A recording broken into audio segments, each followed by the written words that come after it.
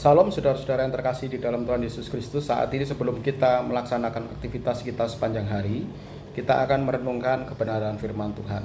Kita tahu bersama-sama bahwa mungkin mulai 2 hari kemarin sampai 4-5 hari ke depan akan ada liburan panjang. Ada saudara-saudara kita yang liburan dan juga ada saudara kita yang mudik. Ini oleh karena ada satu hari raya yang besar yang diperingati di negara kita oleh saudara kita. Dan sering ungkapan mohon maaf lahir dan batin ini menghiasi, ini mewarnai di dalam hari-hari kita yang kita jalani dalam beberapa hari ini. Sehingga saat ini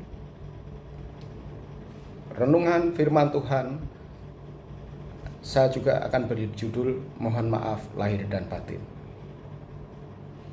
Renungan hari ini dilandasi dari Kolose 3 ayat 13 yang mengatakan demikian. Sabarlah seorang terhadap yang lain dan ampunilah seorang akan yang lain.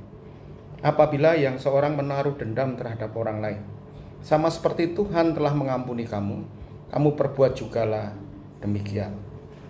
Saudara-saudara, renungan hari ini akan saya mulai dari sebuah ilustrasi sederhana, yaitu suatu hari ada seorang anak kecil. Anak kecil ini bermain bola di halaman rumahnya.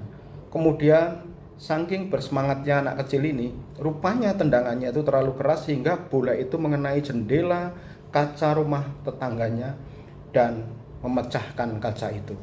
Kemudian dengan penuh ketakutan anak ini lari ke dalam rumahnya dan bersembunyi.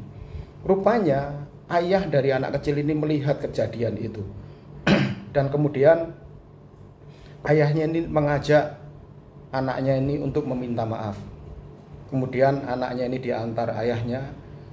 Dengan suara gemetar anak ini mengetuk pintu rumah tetangganya dan mengucapkan, "Maaf ya Om, saya tidak sengaja memecahkan jendela." Kemudian tidak sengaja, rupanya sang tetangga malah tersenyum dan berkata, "Tidak apa-apa nak, yang penting kamu berani di dalam meminta maaf." Di saat tetangganya ini mengatakan demikian, maka legalah hati seorang anak kecil ini. Saudara-saudara, ini adalah sebuah ilustrasi yang mengajarkan kepada kita, ilustrasi yang mengajarkan tentang keberanian di dalam meminta maaf dan juga kemurahan hati untuk mengampuni. Dalam kehidupan kita ini, saudara, kita tidak bisa untuk menghindari kesalahan. Kesalahan itu baik yang disengaja maupun juga kesalahan yang tidak disengaja. Terkadang kita melukai hati orang lain dengan kata-kata atau perbuatan kita. Namun firman Tuhan hari ini di dalam Kolose 3 ayat 13 mengingatkan kita untuk kita bersabar, untuk saling mengampuni dan tidak menyimpan dendam. Sama seperti yang diteladankan oleh Tuhan kita Yesus Kristus, maka marilah kita juga demikian melakukannya, harus saling mengampuni antar sesama. Saudara-saudara, saya memahami bahwa mengampuni itu bukanlah hal yang mudah, saudara-saudara.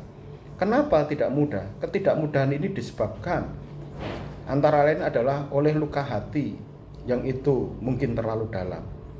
Kemudian juga ada kata-kata yang sangat menyakitkan. Adanya tindakan yang sulit untuk dilupakan.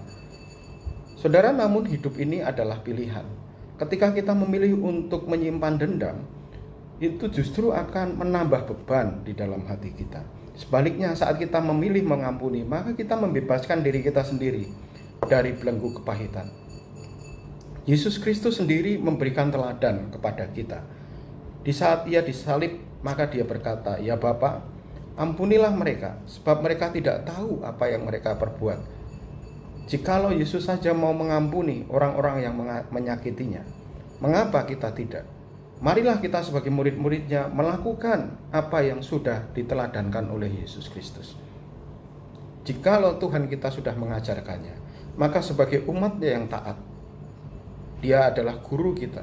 Sebagai murid yang taat, maka marilah kita melaksanakan bentuk ketaatan kita kepada guru dan Tuhan kita itu dengan kita menteladaninya, yaitu dalam hal pengampunan. Saudara-saudara, sesuai dengan judul ini, ketika kita mengucapkan mohon maaf lahir dan batin, maka hendaklah ini bukan hanya sekedar ungkapan yang terkadang orang itu mengungkapkannya dengan basa-basi, saudara-saudara. Tetapi kiranya ungkapan ini sungguh keluar dari hati yang tulus. Memaafkan dan meminta maaf kiranya menjadi gaya hidup orang Kristen. Di saat ini menjadi gaya hidup orang Kristen, maka saling memaafkan ini dilakukan bukan hanya di hari-hari tertentu dan bukan momen-momen tertentu saja.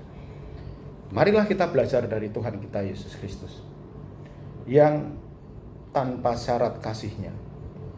Jika ada orang yang telah menyakiti kita, maka marilah kita berani, bukan berani untuk membalas, tetapi berani untuk mengampuni. Dan juga jikalau kita telah melakukan kesalahan, maka marilah kita juga berani untuk meminta maaf.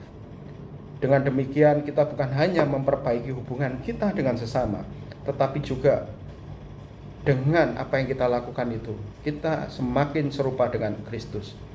Saudara-saudara, biarkanlah kasih dan pengampunan itu menjadi bagian dari kehidupan kita. Selamat beraktivitas dan Tuhan Yesus memberkati.